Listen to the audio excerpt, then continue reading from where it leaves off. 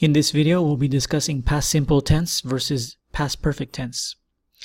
These are two tenses that we use when we're discussing or writing about the past. As you know, they're pretty easy to learn when they're in single sentences. They're pretty easy to use when you're writing single sentences using past simple or past perfect, but it becomes a little bit more difficult when we need to use both of these tenses in a longer piece of writing, such as a paragraph or an essay. So we're going to take a look at how to use these tenses a little bit more in detail. So first, let's compare these two tenses really quickly. We know that the past simple is formed by adding the ed, or the simple past form, to the verb, and we use it when we're talking about an event or action that started in the past and ended in the past. Past simple is used frequently in writing about the past. When we're writing narratives or stories about the past, we use it frequently in speaking about the past, like when we're explaining something that happened to us in the past. And also, past simple is used frequently in academic writing. On the other hand, past perfect, we know the form is pretty easy to learn. It's had plus the past participle form of the verb. And we use it when we want to talk about an event that happened in the past before another event in the past. And we do use past perfect sometimes in writing about the past, but it's rarely used in speaking about the past. Most native speakers will use simple past instead of past perfect, even though past perfect would be grammatically correct. And the last thing we need to note is that past perfect is rarely used in college writing. So let's take a look at the use of these two tenses in a longer piece of writing, specifically a paragraph describing a past event. And this is informal writing, so it's not academic, it's just an informal piece of writing. When I was 14 years old, I went on a family vacation to Yellowstone National Park in Wyoming. I had always wanted to visit this national park. It was about the fourth day into the trip when my stomach started to hurt. At the time, I thought that it was just a stomach ache from something I had eaten. But then it started getting worse and worse. The pain got so bad that I was bent over holding my stomach, and I had trouble sleeping.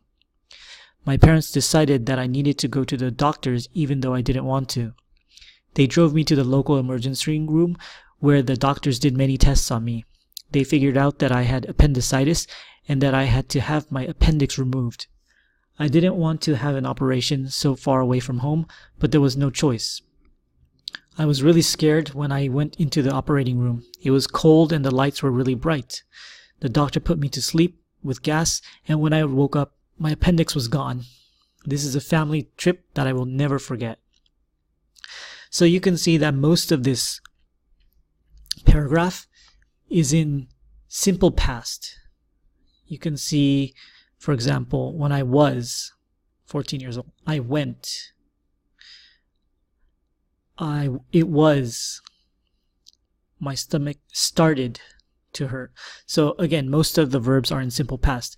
However, we do have two instances in this paragraph where we're using past perfect. So we have one sentence right here.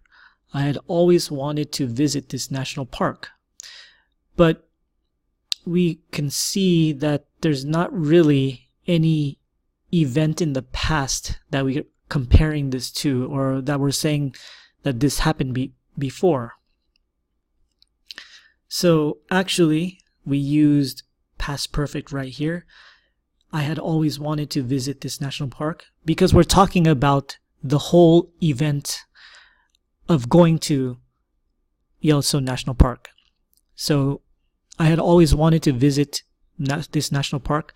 This thought or this feeling happened before actually coming to the park. That's why we're using past perfect right here.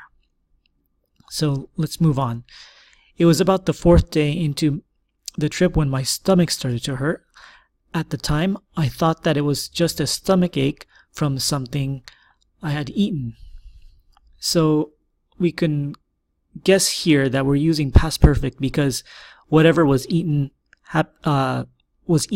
before the stomach ache.